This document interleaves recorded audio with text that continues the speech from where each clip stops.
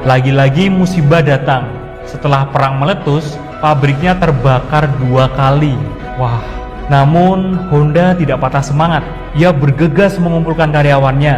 Mereka diperintahkan mengambil sisa kaleng bensol yang dibuang oleh kapal Amerika Serikat. Halo Business Hackers, kembali lagi dengan saya Hugo Ivan. Kali ini kita akan ngobrolin tentang kisah sedih dan inspiratifnya Soichiro Honda, penemu Honda. Saat merintis bisnisnya, Soichiro Honda selalu diliputi kegagalan ternyata. Ia sempat jatuh sakit, kehabisan uang, dikeluarkan dari kuliah, namun ia terus bermimpi dan bermimpi. Coba deh amati kendaraan yang melintasi jalan raya. Pasti mata Anda selalu terbentur pada Honda, baik berupa mobil maupun motor.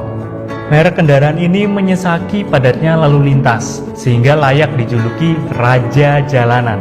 Namun, pernahkah Anda tahu, sang pendiri kerajaan Honda ini, Soichiro Honda, ternyata banyak mengalami kegagalan. Ia juga tidak menyandang gelar insinyur, lebih-lebih profesor, seperti halnya B.J. Habibie. Ia juga bukan siswa yang memiliki otak cemerlang.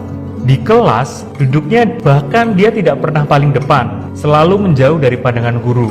Dia berkata, "Nilaiku jelek di sekolah, tapi saya tidak bersedih, karena dunia saya di sekitar mesin, motor, dan sepeda," katanya, yang meninggal pada usia 84 tahun setelah dirawat di RS Juntendo, Tokyo akibat mengidap lever. Kecintaannya pada mesin mungkin warisan dari ayahnya yang membuka bengkel reparasi pertanian di Dusun Kamyo, distrik Shizuko, Jepang Tengah, tempat kelahiran Soichiro Honda. Di bengkel, ayahnya memberi catut. Tahu catut nggak? Apa ya bahasa Indonesianya? Kakak tua untuk mencabut paku. Ia juga sering bermain di tempat penggilingan padi, melihat mesin diesel yang menjadi motor penggeraknya. Di bengkel itu, lelaki kelahiran 1906 ini dapat bertahan hingga berjam-jam. Di usia 8 tahun, ia mengayuh sepeda sejauh 10 mil hanya untuk menyaksikan pesawat terbang. Ternyata, minatnya pada mesin nggak sia-sia nih. Ketika usianya 12 tahun, Honda berhasil menciptakan sebuah sepeda pancal dengan model rem kaki. Tapi, benaknya tidak bermimpi menjadi usahawan otomotif. Ia sadar berasal dari keluarga miskin. Apalagi fisiknya lemah, nggak tampan, sehingga membuatnya rendah diri. Sebelum masuk sekolah pun, Soichiro sudah sangat senang membantu ayahnya di bengkel besi. Ia juga sangat terpesona melihat dan mendengar dengung mesin penggiling padi yang terletak beberapa kilometer dari desanya. Di sekolah, prestasinya rendah. Honda mengaku hasil ujiannya buruk. Ia nggak suka membaca ternyata, sedangkan mengarang dirasakannya sangat sulit. Nggak jarang dia bolos. Dia berkata, "Sampai sekarang pun saya lebih efisien belajar dari TV daripada dari membaca. Kalau saya membaca, tidak ada yang menempel di otak." Di usia 15 tahun, Honda hijrah ke Jepang, bekerja di Hartsokai Company. Bosnya, Sakakibara, sangat senang melihat cara kerjanya. Honda teliti dan cekatan dalam soal mesin. Setiap suara yang mencurigakan, setiap oli yang bocor, gak luput dari wawasannya tentang permesinan. Akhirnya, pada usia 21 tahun, bosnya mengusulkan membuka suatu kantor cabang di Hamamatsu. Tawaran ini gak ditampiknya. Di Hamamatsu, prestasi kerjanya tetap membaik. Ia selalu menerima reparasi yang ditolak oleh bengkel lain. Kerjanya pun cepat memperbaiki mobil pelanggan sehingga bisa berjalan kembali. Karena itu, jam kerjanya sampai larut malam dan terkadang sampai subuh loh. Otak jeniusnya tetap kreatif. Pada zaman itu, jari-jari mobil masih terbuat dari kayu. Wah, hingga tidak baik meredam goncangannya. Ia punya gagasan untuk menggantikan ruji-ruji dengan logam. Hasilnya luar biasa. Ruji-ruji logamnya laku keras dan diekspor ke seluruh dunia. Di usia 30, Honda menandatangani patennya yang pertama. Setelah menciptakan ruji, Honda ingin melepaskan diri dari bosnya, membuat usaha bengkel sendiri. Ia mulai berpikir nih, spesialis apa yang dipilih ya? Otaknya tertuju pada pembuatan ring piston yang dihasilkan oleh bengkelnya sendiri pada tahun 1938. Tapi sayang, karyanya itu ditolak oleh Toyota karena dianggap tidak memenuhi standar. Ring buatannya tidak lentur dan tidak laku dijual. Ia sangat ingat reaksi teman-temannya terhadap kegagalan itu. Mereka menyesalkan dirinya keluar dari bengkel. Karena kegagalan itu, Honda jatuh sakit cukup serius.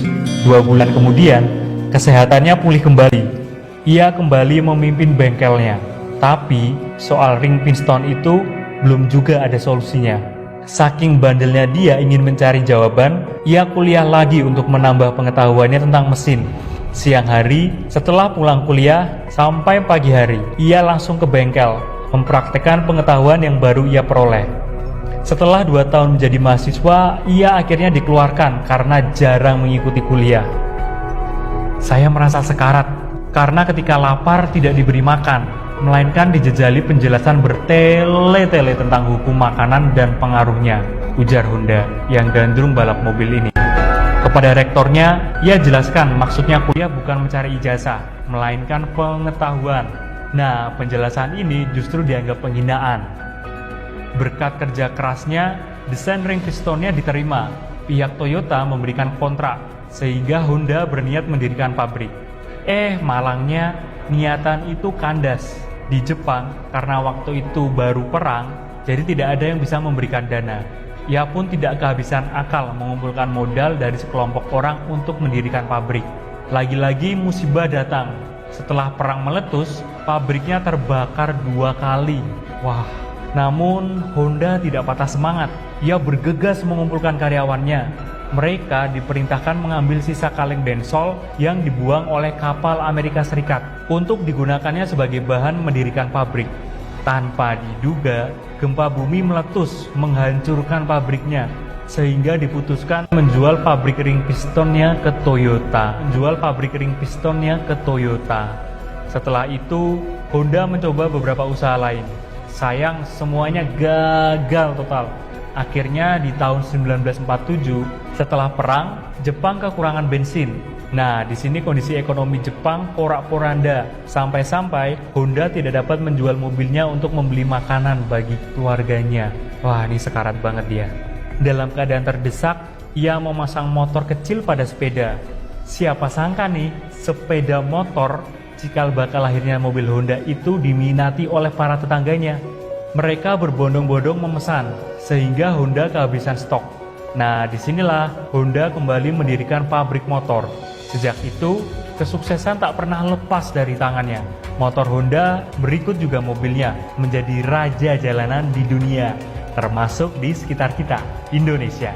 Bagi Honda, janganlah melihat keberhasilan dalam menggeluti industri otomotif, tapi lihatlah kegagalan-kegagalan yang dialaminya.